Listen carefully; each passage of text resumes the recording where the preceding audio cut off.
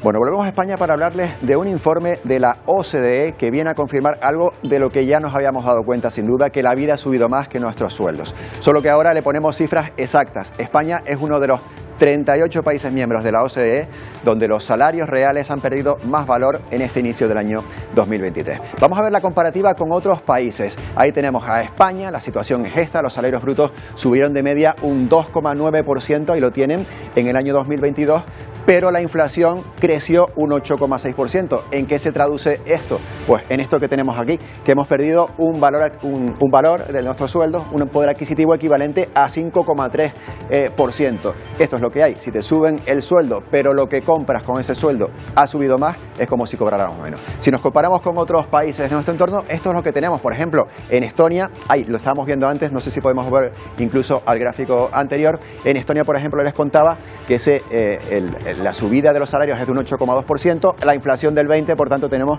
una bajada importante también de ese poder adquisitivo. En cambio, en otros países, vamos a irnos hasta Colombia, por ejemplo, tenemos todo lo contrario.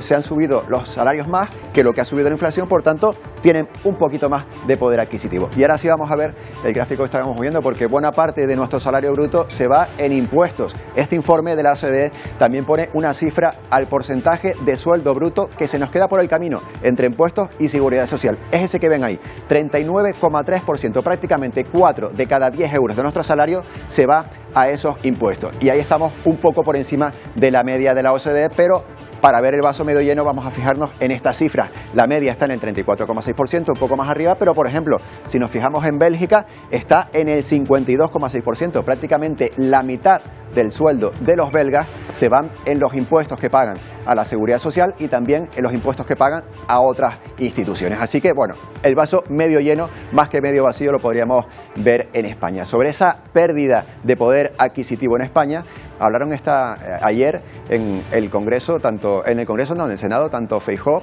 como Pedro Sánchez. La inflación está golpeando singularmente a las rentas más bajas, a las familias trabajadoras y a los más vulnerables. Y yo vuelvo a pedir una vez más a los dirigentes, en este caso de la patronal, que estén a la altura de su país. Si alguien es responsable en esta vida y en este país son los empresarios y las empresarias de este país, que son las que crean riqueza, las que pagan impuestos, las que generan puestos de trabajo, las que crean bienes y servicios que dan un valor a la sociedad. Por tanto, llamar irresponsable a los empresarios de este país me parece una expresión por lo menos desafortunada. Y también está ese debate público entre la vicepresidenta y ministra de Trabajo, Yolanda Díaz, y también el presidente de la COE. Bueno, Luis de Dalmo es secretario técnico de REAF, del Consejo General de Economistas. ¿Qué tal? Buenos días. Buenos días. Bueno, que nuestro poder adquisitivo había estado bajando en los últimos años es algo que ya sabíamos, pero ahora lo vemos en cifras de la OCDE. ¿Es para preocuparnos?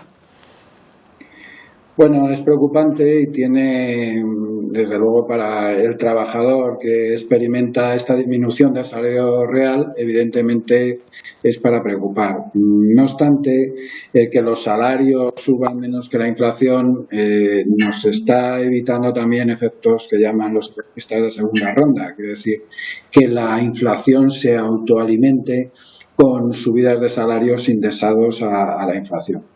Que esto es lo que se pretendía con un pacto de rentas, a que no se ha llegado, pero bueno, al final, por la vía de los hechos, pues está ocurriendo esto. Sí, ese dato que veíamos antes está claro, ¿no? La inflación está por encima del 8%, los salarios de media, que hay algunos sectores que han subido más, otros que han subido menos, a los pensionistas, no son salarios, son pensiones, les ha subido efectivamente lo mismo que el IPC, pero bueno, de media en España un 2,9%. Tenemos que esperar que esos incrementos, esas diferencias también las notemos durante el año 2023, 2024, o poco a poco, como usted dice, y como veíamos a la ministra de Trabajo insistir, esa subida de los salarios se equiparará más a la inflación. Hombre, lo previsible y, por ejemplo, aquí las previsiones del AIREF es que la inflación se limite bastante en el año ya 2023 y, bueno, se prevé, por ejemplo, que la inflación sea un 4,2%. También es previsible que los salarios en las negociaciones salariales se reaccione a esta pérdida y, bueno, a lo mejor suban como el año pasado, la inflación este año va a ser menor, con lo cual ese gap, digamos que se reduciría. Eso sería lo deseable, que los salarios recuperaran el poder perdido, pero escalonadamente y en el futuro, a medida que la inflación se vaya controlando. Eso sería lo deseable, sobre todo para eso, para que no se nos monte una espiral inflacionista, ¿no? Uh-huh. Y paralelamente a este dato de los sueldos, también tenemos el de la cantidad del sueldo bruto que se va a impuestos. En España, yo lo acabo de señalar, estamos en el entorno del 40% de lo que cobramos, bueno, de lo que pactamos con la empresa, ¿no? Que es sueldo bruto, que después no nos llega tanto a nuestra cuenta bancaria. Pero bueno, 40% es una cifra que está, por lo menos, por debajo de otros países europeos. No sé si esto tiene trampa también. No, no tiene trampa. Esto es así. En nuestro caso, lo que se va en impuestos estrictamente o propiamente dicho es menor que en otros países, o por lo menos en los países, digamos, de la Unión Europea. Y, sin embargo, las contribuciones a la seguridad social son mayores en nuestro país que en otros. Pero ahora mismo ese coste salarial de seguridad social pues es muy difícil de reducir, porque ya sabemos en fin, el sistema de pensiones que tenemos y las tensiones a las que está sometido. Hay gran parte de ese coste de la seguridad social que lo asumen las empresas, y la OCDE también pretendería que ese coste bajase. Usted dice que eso no se puede reducir, eso es así. Pues eso por el momento es muy difícil de reducir, porque bueno, tenemos un sistema de pensiones que es de reparto. Los pensionistas actuales cobran las pensiones de las contribuciones de los trabajadores que estamos en ese momento en activo y no hay otra manera, o bajar las pensiones o tienes estas cotizaciones sociales. Hombre, esto se puede ir corrigiendo lógicamente pues con un mayor crecimiento, un mayor empleo y eso sería la forma de que esto se fuera solventando. Pues estaremos pendientes a ver lo que va ocurriendo durante los próximos meses. Luis del Amo, muchas gracias. Gracias a ustedes.